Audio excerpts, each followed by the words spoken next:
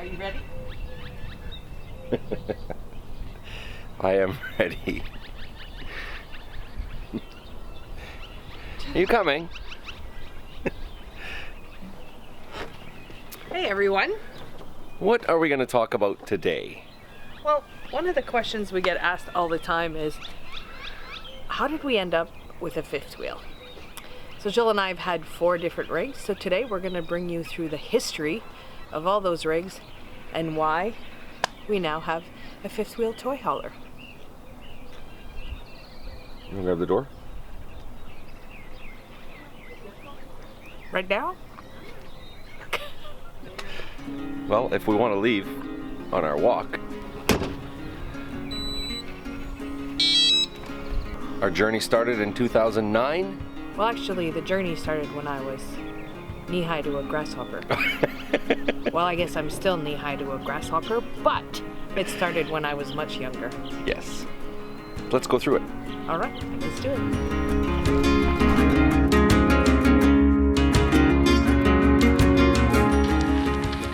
So talk to us about your childhood RV memories.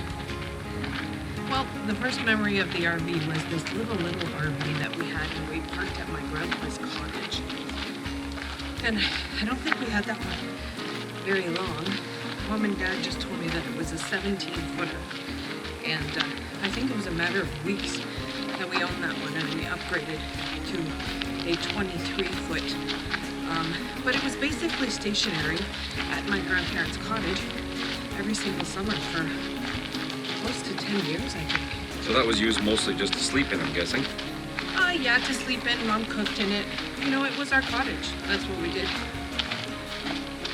So travel trailer, stationary at Grandpa's cottage. Yeah. And then? In my early teens, my parents bought an A-Class, and that's when we started to travel a little bit. My parents were really into the outdoors, so we would travel to all these remote lakes and go fishing and do all that kind of stuff, and it was great. It was fun. Cool. So then for us, well, for me, my first part-time job as an early teen or young teenager was working in an RV park, actually. So I got to be exposed to a lot of different trailers and RVs and campers, mostly travel trailers, the occasional motorhome, but mostly travel trailers. And so I really got to understand trailers at that point quite a bit. But I grew up on the water, so we didn't have a trailer. So you were emptying black tanks even before you... I have a lot of black tank stories, which I'm not going to share here. All right, let's move on, and when we'll talk about our rental experience next. Yeah, sure. All right.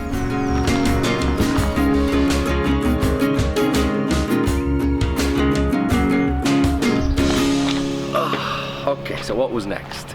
So what was next is in 2009, we rented a Class C motorhome and we headed out east. So Eastern Canada, Northern Quebec. Whale watching is where we actually was the ultimate destination.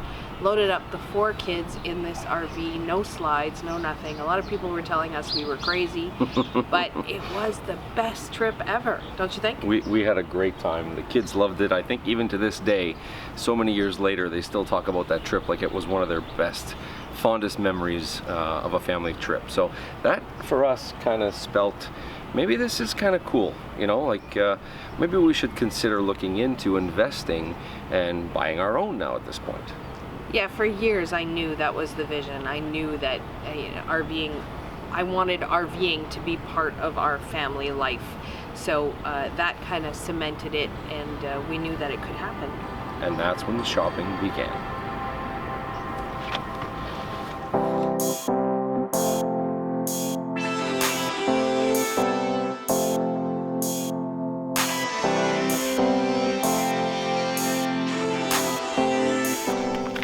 Did you not say we were going for a hike today? Yeah. That's quite the choice of footwear. I made a mistake. You were rushing me out the door, you know, the whole Mitch, I'm waiting for Mitch, I'm waiting for Mitch. So I accidentally hurried and put the easiest shoes there were and wore flip-flops, which is not conducive to hiking. So we're not hiking? No, we're not.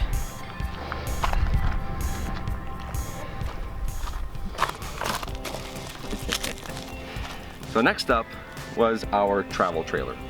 We started our shopping and realized that a motorhome at the time was not within our budget. So we settled for a travel trailer. Now I say settled, but still to this day I think that's Mitch's favorite.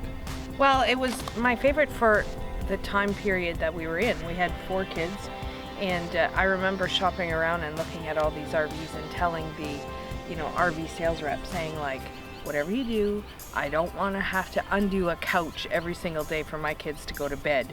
I knew that for sure. So it was my favorite for, like I said, the time period we were in. We needed bunks, we needed stuff, we needed to be able to make sure the kids were comfortable and enjoying the RV trip.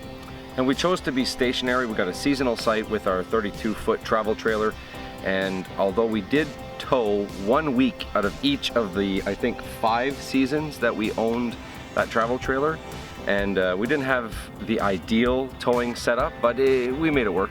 But we had a seasonal site. But we had some great times, great memories, and the kids still talk about it. We were at a great park, met a lot of friends there, and just really got to enjoy the experience. And what was nice about that was that every Friday we would pack our cooler and stuff, and we would head there, and everything was there. So there wasn't really big setups or anything. It was all there. Gilles built me this beautiful outdoor kitchen and a deck attached to it. It was really great, and that really brought me back to my childhood, because that's what we did when I was, a child with my parents and stuff. We were stationary with our RV. It was an 1.5-hour drive from home, which was just long enough or far enough so that we couldn't just run home afterwards, but it wasn't too far to discourage us every weekend. And we pretty much went every weekend. Every weekend. Now, and every holiday. And what we hear though is, for those that are parked seasonally, often wonder or feel as though traveling would be more exciting. And the people who travel a lot always say, oh, I wish we could be stationary. So we did have that travel bug, and we felt as though, for a period of time it was okay to be parked seasonally, but then it was time for us to do a little bit of travel. So. And the kids had gotten older at that point, and they had slowly staggering, moving out and away, and we could, afford a little bit more luxury.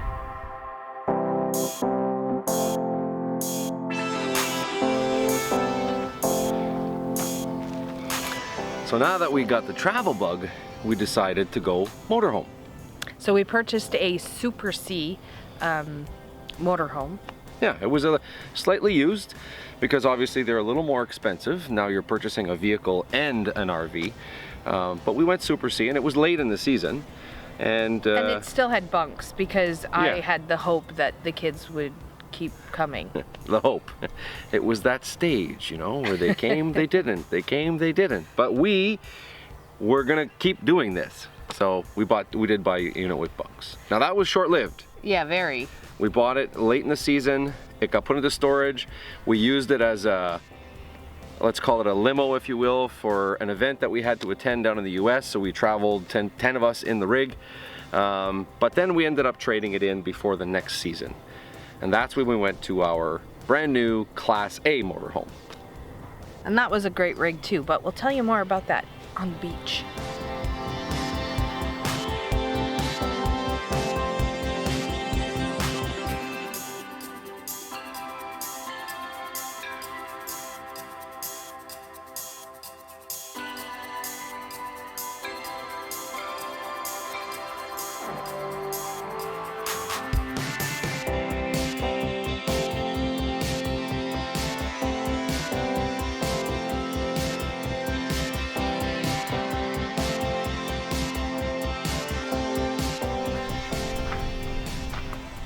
I'm just enjoying the scenery.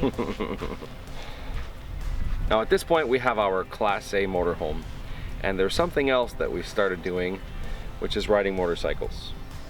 Well, one motorcycle really. Yeah, just one. But that became an important part, an important element to our camping experience. We wanted to bring the bike with us. We did have the Class A motorhome, so we invested in a small enclosed trailer. And that worked well. I mean, we took it all the way to North Carolina, had some adventures there. It was great, and it did its thing. But then all of a sudden I came up with this fabulous idea of becoming a full-timer. And we felt that the Class A, although great and we enjoyed it, wasn't conducive to what we wanted to do because we had the motorcycle. Right, so we wanted to have both a vehicle as well as the bike.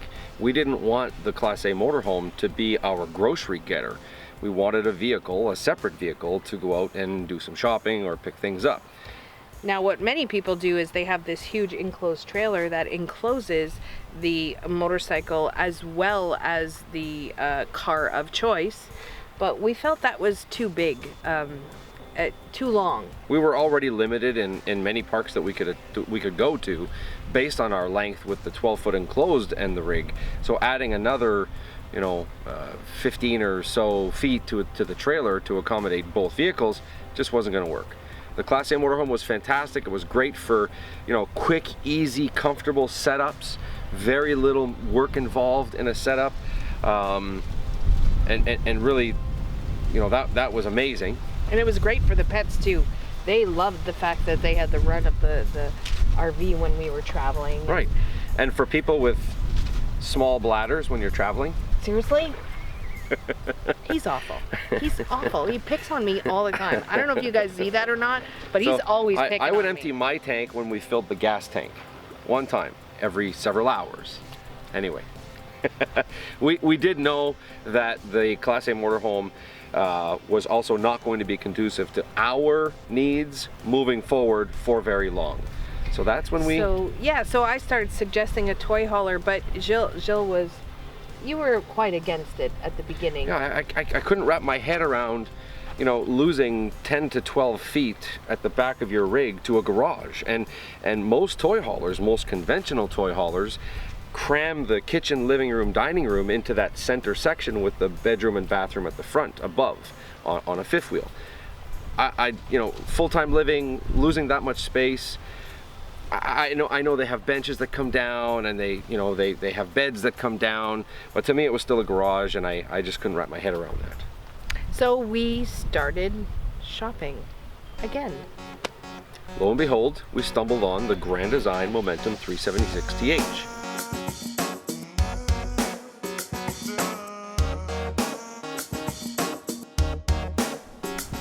So basically that's how we got to our fifth wheel.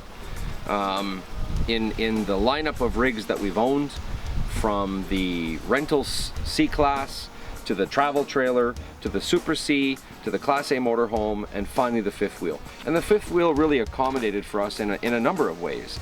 It allowed us to have an enormous amount of living space. It allowed us to have a garage, a toy hauler. Fifth wheels typically have much higher ceilings to, again, give that feel of having a larger living space. They're able to accommodate more weight. I have a triaxle, so that also helps. And they're just very comfortable to live in. Yeah, so we've been living in ours for 2 years, as you guys know, and haven't regretted it once, but haven't regretted any one of that we have. Between the bumper tow, the Class C, the Class A, and now the fifth wheel, I think that they all had their benefits, and they all accommodated for the period that we were in our lives. And needs change and evolve. As owners of RVs, if you are one now, you can probably attest to that. Your first is never your last. Typically, you're needing to upgrade or downgrade or maybe a lateral move, but you're changing to something that accommodates your particular needs at that particular time. Your first rig is usually always your trial rig. And that's from what we've experienced with a lot of fellow RVers, because you get to experience what you like and what you don't like, and what are the must-haves and the deal breakers, as I call them, in your next RV. So don't feel like you have to stick to the same thing all the time, because like Jill said, needs evolve. We're going to link our RV tour video that we did recently, if some of you would like to see exactly what we have. Yeah, that's it. I mean, hopefully we've brought you some good information, answered some of the questions that you might have. And if there's anything we've missed, please drop us a comment below. We'd love to hear more questions in regards to what type of or what style of RV you should buy. We might have some other ideas that we never thought of sharing with you. But this is all from our perspective. Maybe your experiences are different. So please drop us a comment, and obviously give us a like if you feel we deserve it. And don't forget to subscribe, because that's really the best way to support us. See you next week.